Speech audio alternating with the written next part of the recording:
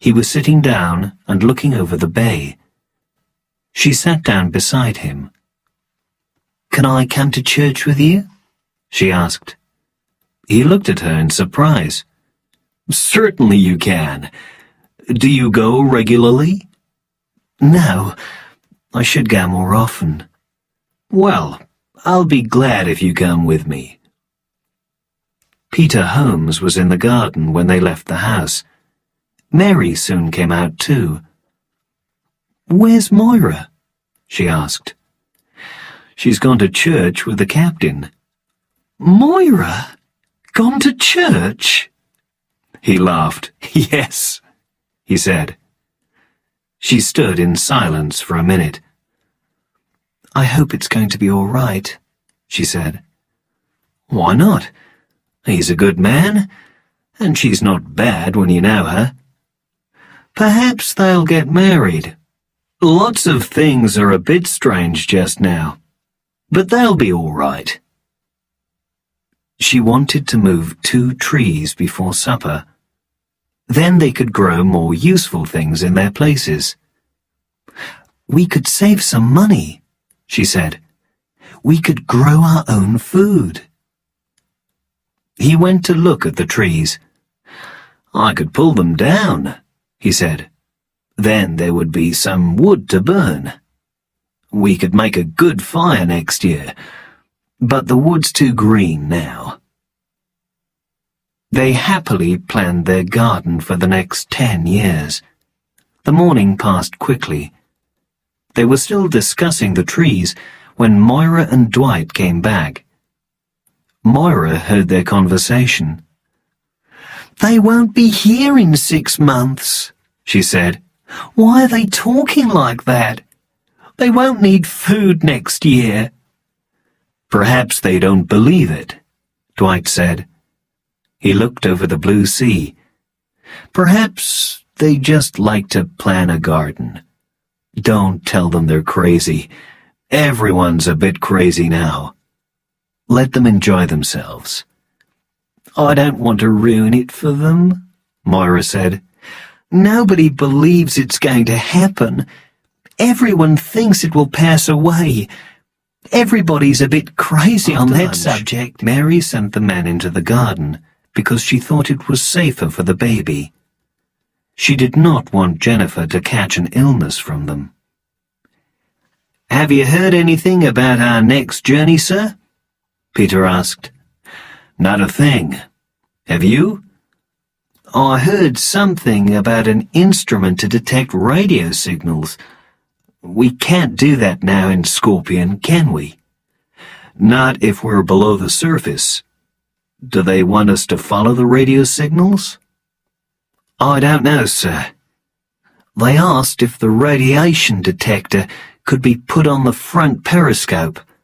Then this other instrument could be put on the other." "It can go on the front periscope," said Dwight. He paused. Then he said, "Seattle." "What's that, sir?" "Seattle. Some radio signals were coming from a place near Seattle. Are they still coming?" Peter shook his head, surprised. "I didn't know anything about that. Is someone sending signals?" "I'm not sure. If anyone is, he doesn't know much about radio. Sometimes a word is clear, most times it isn't. It's like signals sent by a child." "Does this go on all the time?" "I don't think so," said Dwight. "It's possible that someone is alive there, but he must have power of some kind, so he must have a motor. But if he has, what kind of man is he? Is he a radio engineer who can't communicate well? I don't understand it." "Do you think we'll go there?" "It's possible. They always want to know about radio stations." That afternoon, they walked down to the beach and had a swim. Moira was with them. She asked Dwight where Swordfish was then. "In Montevideo, I believe." Did she move there because there was less radiation? Yes. There was some news on the radio this morning, said Peter. The radiation is coming nearer. They talked about other things. Moira offered to mend Dwight's clothes and also asked him to stay with her family. She lived at Berwick. You could meet my father, she said. He'd be glad to have another man on the farm. He left that evening. I'll expect you on Tuesday, Moira said. I'll meet you at Berwick Station. And bring those clothes. I'll mend them. At Berwick on Tuesday afternoon. He got out of the train and looked round. She was there to meet him. You've got some nice country around here, he cried. Which way is your place? She pointed to the north. Over there, about 5 kilometers. On those hills? None at the top, she said. Part way up. He had brought a few clothes. I'll mend these, she said. He enjoyed the drive to the farm, and especially the great trees. They were like the trees in the north. There are plenty of them around the farm, she said. The country air seemed fresh and beautiful to him. They got down and walked up the hill. He carried his coat, and at one place he stopped. It's beautiful here, he said. Is it as beautiful as places in America or England? She asked. Well, he said, I don't know England very well. I'm told that parts of it are very beautiful. There are beautiful places in the States, too, but I don't know any place like this. I'm glad, she said, but I've never seen the States or England. They reached a gate and came to a low house. It was quite large, and it was painted white.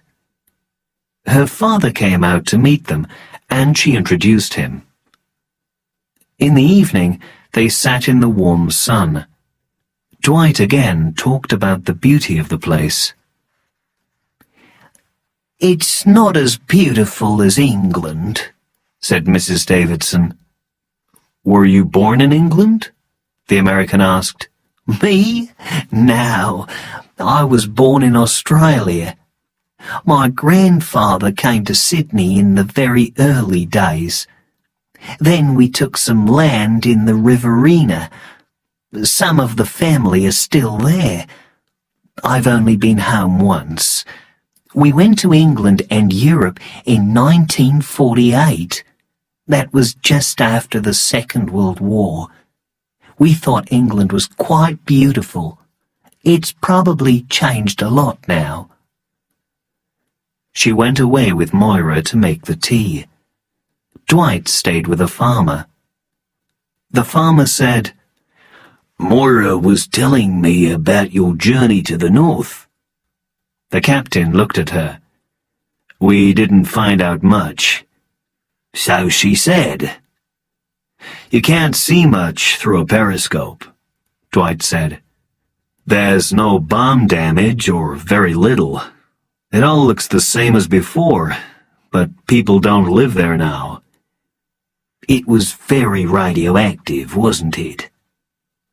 Dwight agreed. It's worse in the north. At Cairns, when we were there, it might be possible for a person to live for a few days. But at Port Darwin, when were you at Cairns? Nobody could live so long. About 2 weeks ago. It'll be worse now, won't it? Yes, it gets worse as time goes on. In the end, it'll be the same everywhere.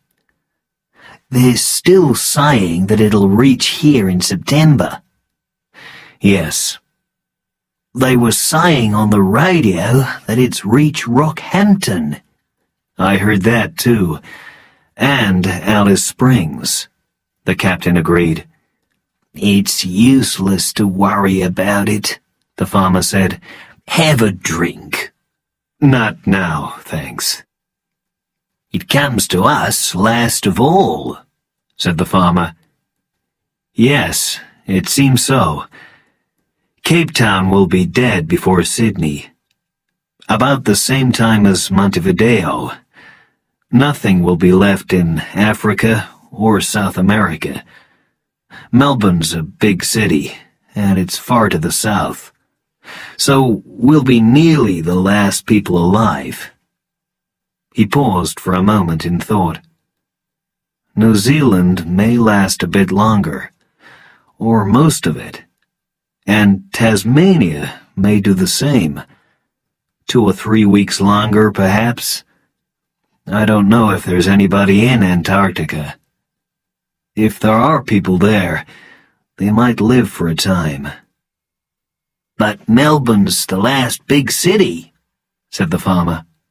"It seems so." They sat in silence for a short time. "What will you do?" the farmer asked then. "Will you move your ship?" "I haven't decided that," the captain answered slowly. "Perhaps I won't have to decide it. Captain Shaw in Brisbane may do that. I don't think he'll move his ship. She can't move. Perhaps he'll send me orders. I don't know." "Do you want to move?" "I don't know. It wouldn't be any better if we moved. Nearly half of my men are friendly with girls in Melbourne. Some of them are married. I might move to Hobart, but I can't take the girls. And they can't get there any other way. It's not kind to the men if I take them away. Perhaps they wouldn't come if I gave the orders." He smiled. "It's useless to give orders which people pay no attention to." "Could you take your ship to sea without them?" "Yes, for a short trip. Hobart would be a short trip. It takes 6 or 7 hours. We could take her there with 12 men or even less. We wouldn't go below the surface if we only had a few men. And we couldn't travel far. And we couldn't do anything if we got there. We couldn't do anything if we got to New Zealand either." Silence for a moment. "One thing has surprised me," the farmer said. "Very few people have come here from the north. They don't seem to want to escape. There have been some, of course, but not a lot." "That's because of the radio," said Dwight. "The Prime Minister has been open about everything. There isn't much point in leaving home and coming here. If they came here, they would have to live in their cars.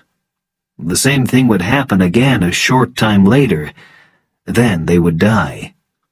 "I believe nobody thinks it will happen," said the farmer. "It may happen to other people, but not to them. But then they start to feel ill, and after that they want to stay at home. It's easier. You don't get better after it starts, do you?" "I'm not sure. You can get better if you escape from the radioactivity. People say so, but I don't know myself. You have to go to hospital, of course. They've got some people from the north in the Melbourne hospitals now." "I didn't know that," the farmer said. "No, they don't tell us that on the radio. What's the use? These people will only get ill again in September. Will you yourself go away from here, to Tasmania, perhaps?" "Me?" answered the farmer. "Leave this place? No, I won't go. When it comes, I'll die here in this chair with a drink in my hand, or I'll die in my own bed." 2 days of holiday followed for Dwight Towers. He was busy on the farm during the day, and he learned a lot about Australian farms. The change did him good. "I'll have to go back to the ship this afternoon," he said one day. and asked the times of the trains. They gave him his clothes after lunch. They were now mended, and he was very grateful. Then he was on the train. He reached the aircraft carrier at about 6 o'clock. He found some papers on his desk, and one of them was an order from the Navy Department. It was about the west coast of the United States. He had to report at the Navy Department, and he had to take Peter Holmes with him. He picked up the telephone and rang Peter. "Can you come with me to the Navy Department?" he asked. "I have to go there. Can you come tomorrow? I hate asking you to come back, but this is important." "That's all right, sir. I was only going to cut down a tree. I'll be on board tomorrow." The aircraft carrier at 9:30. He sat down with Commander Towers in his office and read the order. "You expected this, didn't you, sir?" Peter said. "Yes," the captain agreed. He turned to some papers on a table. "This is all we know about mines," he said. "They say that the radio station is near Seattle. They want us to examine it. Well, we have a plan of the mines there, so we should be safe enough. We're also all right for Pearl Harbor. We have a plan of those. But they don't ask us to go there. These other places, we know nothing about the mines there." "I think the Admiral knows that," said Peter. "We know nothing about Dutch Harbor," said the captain. "Is there any ice up there?" "Yes. We'll have to take care in those places." "How will we go?" "On the surface north of New Zealand. Then I'll go to Pitcairn Island and then north. That will take us to California in the States. We'll come home past Hawaii and have a look at Pearl Harbor." "How long will we be below the surface?" The captain turned and took a paper from the desk. "I was trying to find out last night. I don't think we'll stay long anywhere. We'll be under the water for 19,000 kilometers. That's about 600 hours. That's 25 days. Add 2 days for visits to places. That's 27 days. "That's a long time underwater," said Peter Holmes. Swordfish was longer underwater. She went for 32 days. The thing is to take it easy and relax. Holmes pointed to the map. "There are a lot of islands south of Hawaii. We'll have to take care when we pass those. We'll be below the surface, and we'll have to find our way through them. And that comes at the end of the trip. We'll be tired." "I know it." The captain looked again at the map. "We can reach Fiji from the north." They worked on the orders for an hour. Then the Australian said, "This is going to be a long journey. We'll be able to tell our grandchildren about it." The captain looked at him quickly and then smiled. "You're right," telephoned the Navy Department and made an appointment for the following morning at 10 o'clock. After that, Peter Holmes left and took the next train to Falmouth. He got there before lunch and rode his bicycle up the hill. He was hot when he reached home, so he had a bath and then a meal. He told Mary about the order. "They want us to make a long journey in the Pacific," he said. "We'll go to Panama, San Diego, San Francisco, Seattle, Dutch Harbor, and then home. We may call at Hawaii, too." She was not certain where some of these places were. "That's a terribly long way, isn't it?" she said. "It is. I don't think we'll do it all. Dwight doesn't want to go to Panama. He doesn't know anything about the mines there. If we don't go there, the trip will be shorter. But it'll be a long trip." "How long will it take?" she asked. "About 2 months. We can't take a direct course. Dwight doesn't want to be too long underwater. We'll be below the surface for 27 days. That's nearly a month without fresh air." "When will you start?" "I don't know. Perhaps in the middle of next month." They spent the afternoon in their garden. Peter started to cut down a tree. Mary brought the baby out and put her down, but she refused to stay in one place. "We'll have to get a pushchair for Jennifer," she said. "That'll keep her in one place." He agreed. "I'm going into town tomorrow," he said. "We're going to the Navy Department. I'll go to Myers after that. They may still have some pushchairs there." "I hope they have some. What shall we do if they haven't any?" "We could tie her to something." "We couldn't, Peter," she cried. "You're heartless."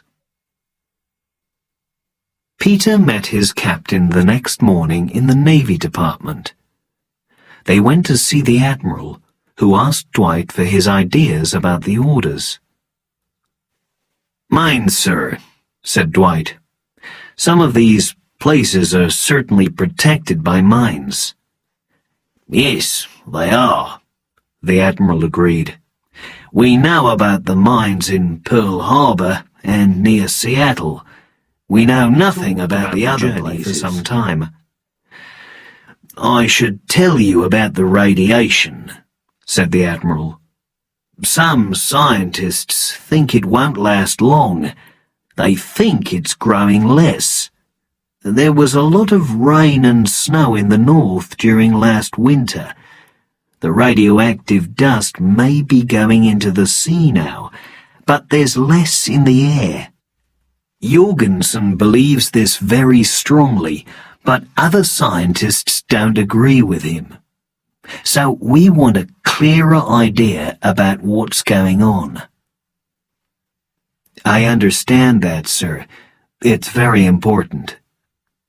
"If Jorgensen's right," the Admiral said, "there will probably be less radioactivity in the north, and even less in the far north. So we want you to go a long way north, to Kodiak and to Dutch Harbor. If there isn't much radioactivity, perhaps you'll be able to leave the ship. Perhaps you'll go outside, but don't go on land.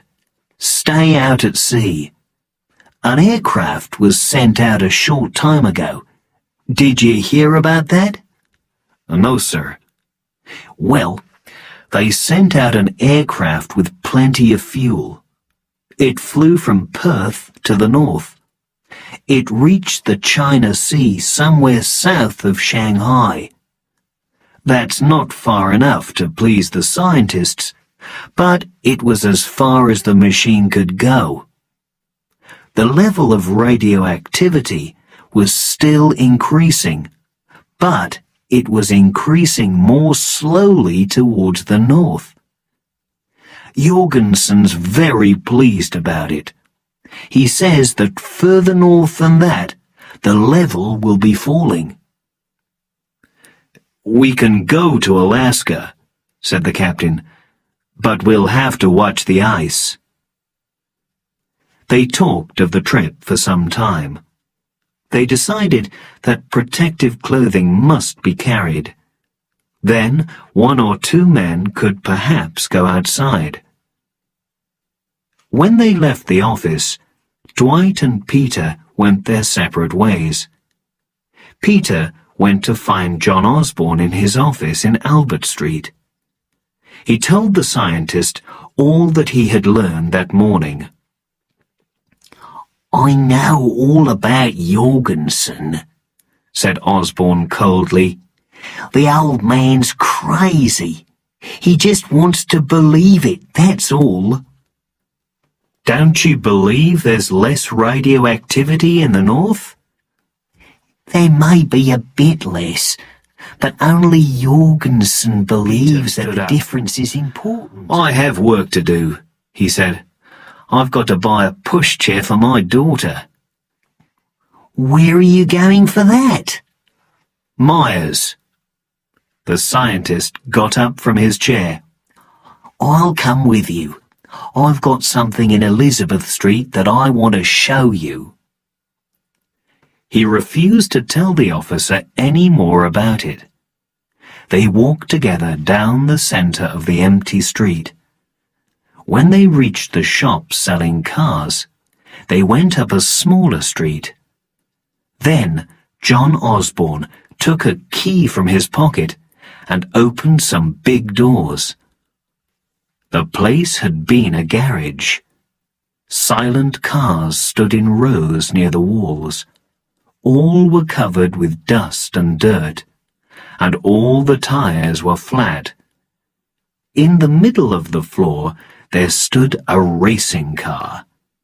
It had only one seat, and it was painted red. It was a low car, a very small car. The tires were hard. It had been cleaned with loving care. "What's that?" cried Peter. "It's a Ferrari. It won a race at Syracuse before the war." "But how did it get here?" asked Peter. "Johnny Bowles bought it. Then the war came and he never raced in it." "Who owns it now?" "I do." "You?" "Yes. I've liked motor racing all my life. I've always wanted to race, but I've never had enough money. Then someone told me about this Ferrari. Bowles died in England. I went to Mrs. Bowles and offered her £100 for it. She thought I was crazy, of course, but she was glad to sell it." Peter walked round the little car. "I agree with her," he said. "You're crazy. What are you going to do with it?" "I don't know yet. I only know one thing. It's the fastest car in the world, and I own it." "Can I sit in it?" Peter said. "Of course." He got into the little seat. "How fast will it go?" "I don't really know." Peter sat with his fingers on the driving wheel. "Have you taken it on the road yet?" "Not yet." He got out of the seat slowly. "What are you going to use for fuel?" "It needs a special kind of fuel. I've got some in my mother's back garden. I was sure about that before I bought the car." The two men spent some time with it. They looked at the engine, which John Osborne had cleaned. He was hoping to take the car on the road "There in isn't 2 much days. traffic on the roads now," he said with a smile. "That's one advantage." They left the car and locked the garage doors. They stood for a minute in the street outside. "We should be back from the trip in June," Peter said. "I'm thinking about Mary and Jennifer. Do you think they'll be safe until then?" "Do you mean safe from the radioactivity?" "Yes." The scientist stood in thought. "I'm not sure," he said. "I don't know any better than other people. It may come fast or slowly. It's south of Rockhampton now. If it goes on like this, it'll reach Brisbane soon. That'll be about the beginning of June. Brisbane's about 1,300 kilometres north of us, but it may be earlier or later. I can't tell you more than that. If I'm not here, what'll Mary do? I don't know. I should explain to her. You may not be here. It's a dangerous trip.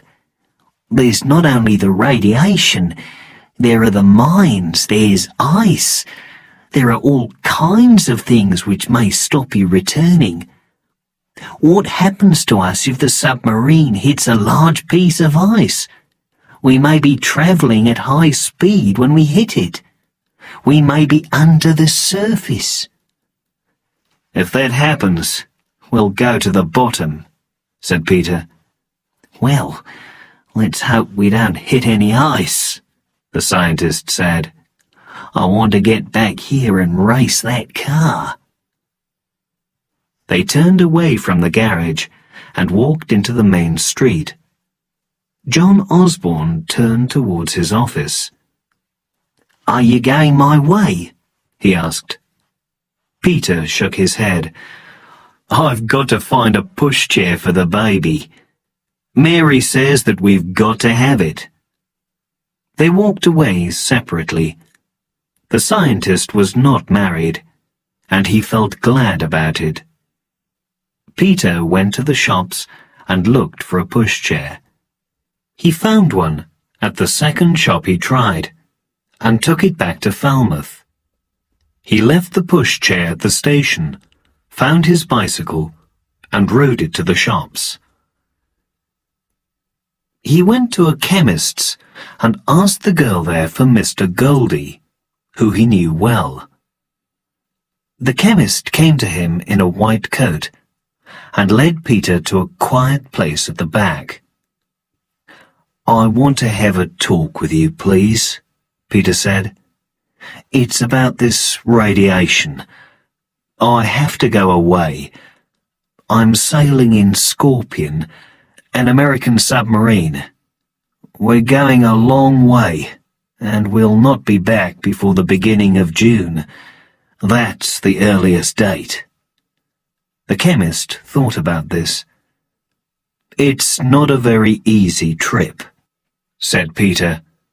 We may not come back at all for a short time.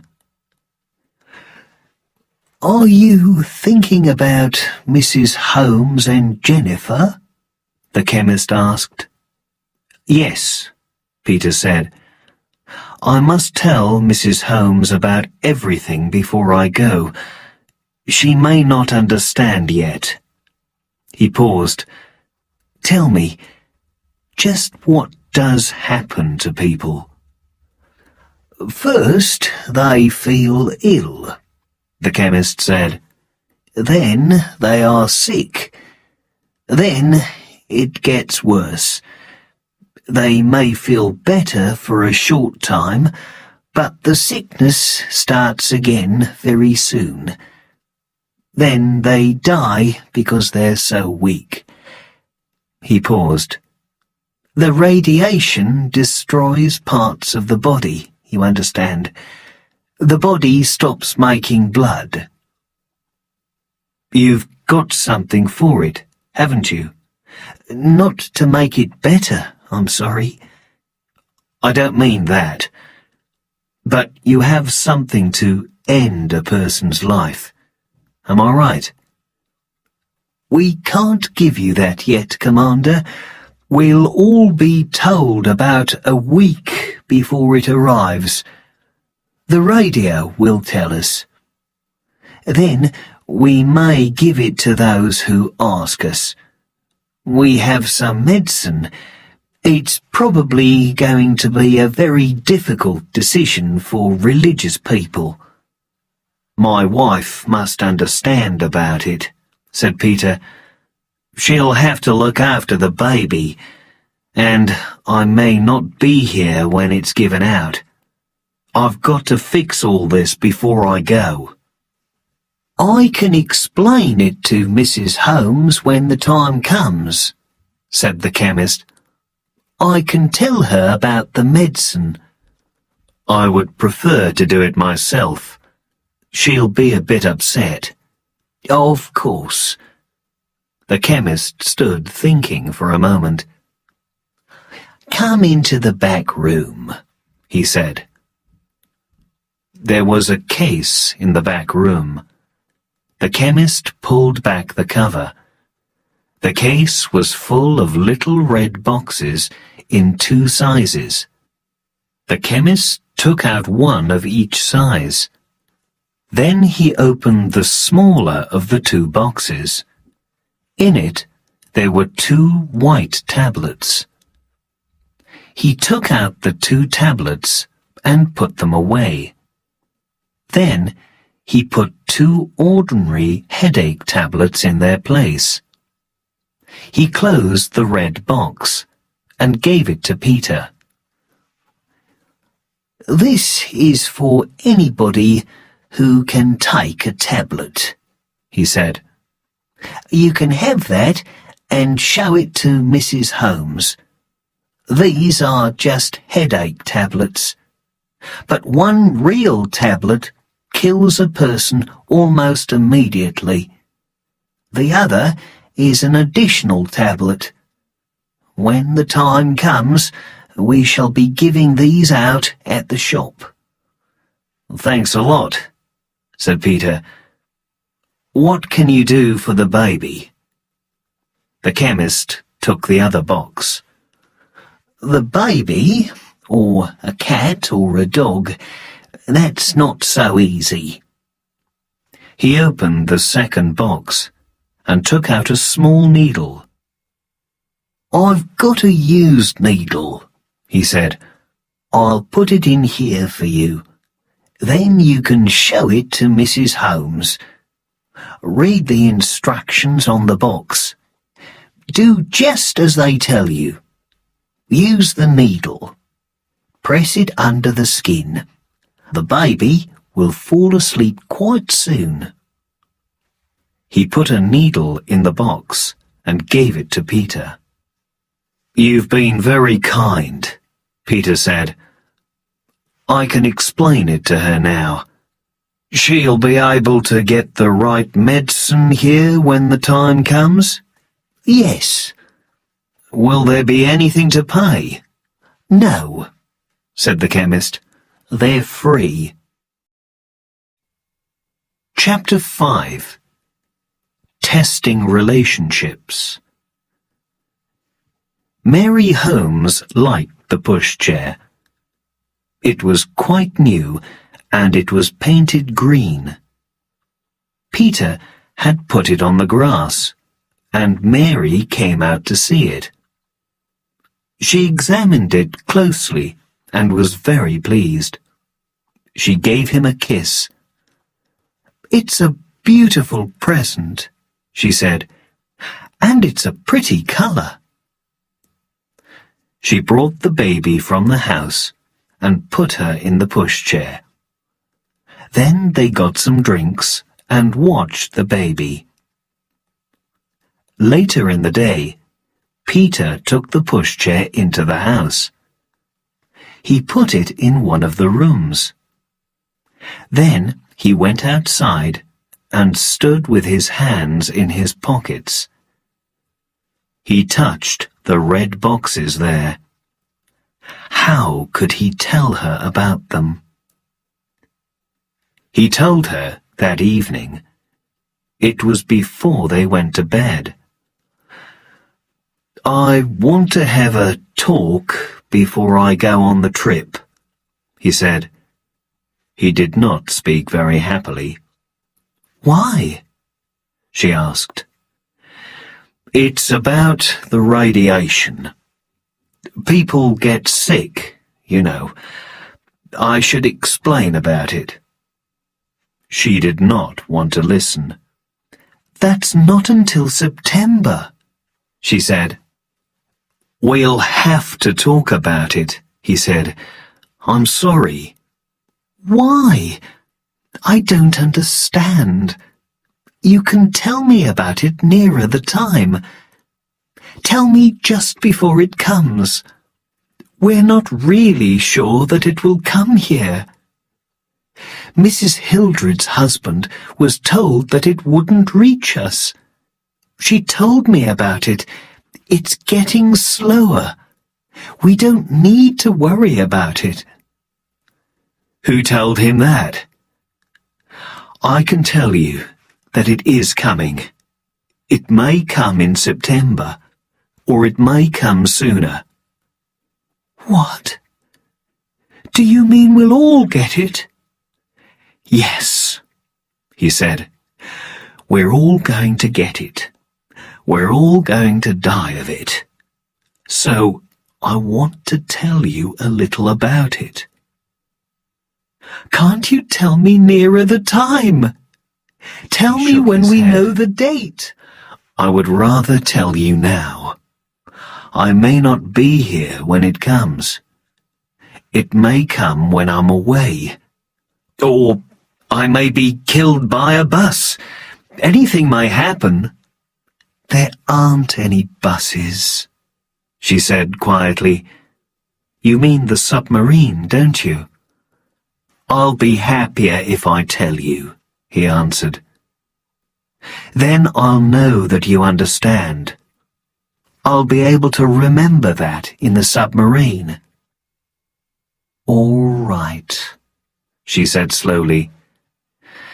Tell me. He thought for a moment. We've all got to die one day, he said.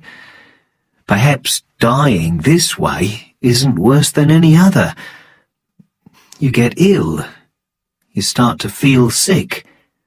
Then you are sick. It seems that you go on being sick. You can't keep any food down.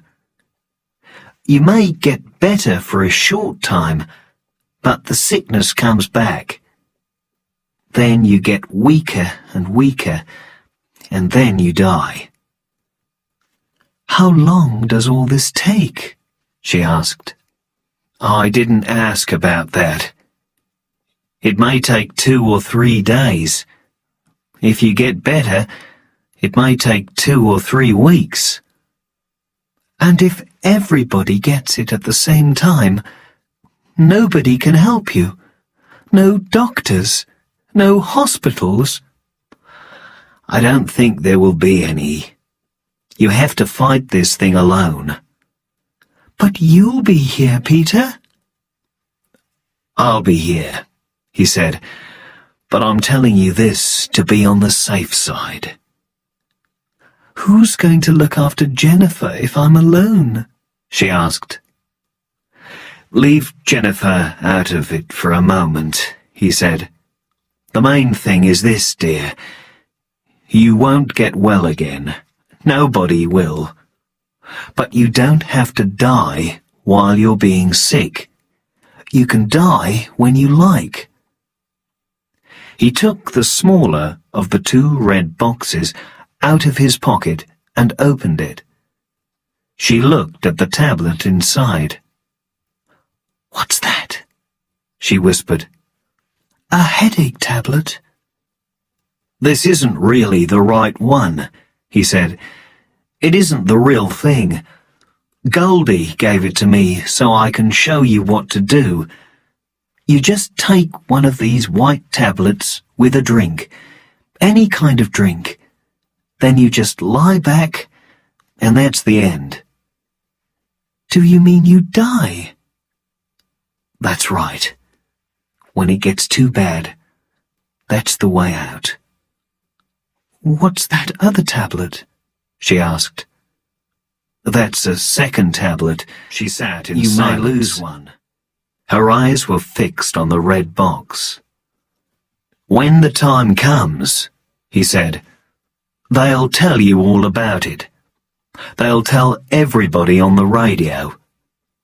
Then you just go to Goldie's shop and ask the girl there for it. She'll give it to you. Then you can have it in the house. Everybody who wants it can have one. She reached out and took the box from him. She read the instructions printed on the side. Then she said, "But Peter, I can't do this. Who will look after Jennifer?" "We're all going to die," he said. "Every living thing. Dogs, cats, and babies. Everybody. I'm going to die. You're going to die. Jennifer's going to die too." She dropped her eyes. "That's terrible," she cried angrily. "I don't mind dying myself. Not very much. But Jennifer, that's a terrible thing." He tried to make her feel better. "It's the end of everything for all of us," he said. "We're going to lose years of our lives, and Jennifer's going to lose nearly all her years. But she doesn't need to feel any pain. When the time comes, you can make everything easy for her. You'll need to be brave, but you are brave. I'll show you what you must do." He took the other red box from his pocket and began to explain. She watched him angrily. "Let me understand this clearly," she said coldly. "Are you telling me that I've got to kill Jennifer?" He knew that trouble was coming, but he had to say it. "That's right," he said. "If it's necessary, you'll have to do it." She was suddenly extremely angry. "I think you're crazy," she cried. "I'll never do that. Never, never. I'll take care of her until the end. You must be completely crazy. The trouble is that you don't love her. You never have loved her. And now you're trying to make me murder her." She stood up. Her angry face was white. "If you say another word, I'll murder you." He had never seen her so angry before. He got to his feet. "As you wish," he said sadly. "You don't have to do this if you don't want to do it." "You're not being honest," she said angrily. "You want me to murder Jennifer and then kill myself. Then you can go off with another woman." He had not expected that it would be so bad. "Don't be stupid," he said loudly. "If I'm here, I'll be ill myself. If I'm not here, and if you've got to do everything yourself, I'll be dead. Just think of that. I'll be dead. Try to get all this into your stupid head." She looked at him in angry silence. "You must think of something else," he went on. "Jennifer may live longer than you." He held up the first red box. "You can throw these away. You can go on until you fall down. You can wait until you die. But Jennifer may not be dead. She may live for days. She'll cry and be ill alone. You'll be dead on the floor beside her. There will be nobody to help her. Then, of course, she'll die. Do you want her to die like that? If you do, I don't." He turned away. "Just think about it and don't be stupid." She stood in silence. He thought that she was going to fall, but he was too angry to help her. "This is a time," he said, "when you've just got to be brave." She turned and ran from the room. Soon he heard her crying in the bedroom. He did not go to her. He poured a drink for himself and went outside. He sat down there and looked over the sea. He was very angry with her. She lived in a world of dreams.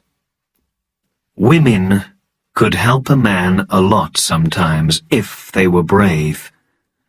But while they lived in their dream world, they were like a heavy stone around a man's neck. Later, he went into the house and into the bedroom. She was in bed. There was no light, and he undressed in the dark. She was lying with her back to him. He turned away from her and fell asleep. At about 2 o'clock in the morning, he woke up. He heard her crying beside him. He stretched out a hand to hold her. She turned towards him, but she was still crying. "Oh, Peter, I'm sorry that I've been so stupid." They said no more about the red boxes. Next morning, he put them in the cupboard in the bathroom. In each box, he left a little note. It said that these tablets were not real. It told her that she must get the real ones at the chemist's shop. He added a few words of love. She might read them when he was dead. The good summer weather lasted until March. There was no more illness in Scorpion, and work on the submarine progressed fast. The men had nothing else to do. Peter Holmes cut down the second tree in the garden. John Osborne started his Ferrari and drove it out on the road. He was not used to it, and he did not drive it well, but he did not kill anybody. He remembered a little town called Turadin. There was a good place there for racing. Some drivers could still get fuel, and they took their cars there to race. Osborne took his car to Turadin several times. The car gave him something different from his work at the office. When he drove it fast, he was very excited. On the straight parts, he sometimes reached 240 kilometers an hour. But then he nearly killed himself at the corners. He could not get round them easily. He had to spend a lot of time looking for more fuel. Other owners of racing cars were doing the same. As captain of Scorpion, Dwight Towers attended one of Sir David Hartman's meetings. He took Peter Holmes with him.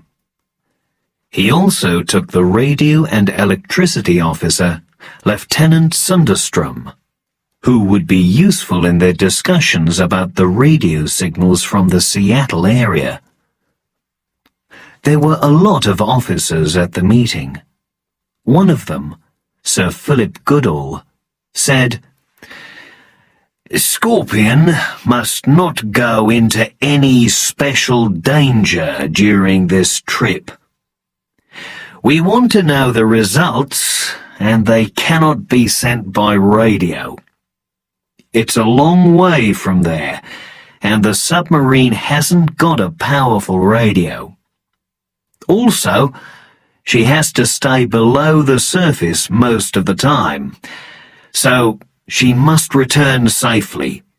If she can't, there's no point in going. And we need Scorpion for other duties. We may want her to go to South America and South Africa. He looked round at the other officers.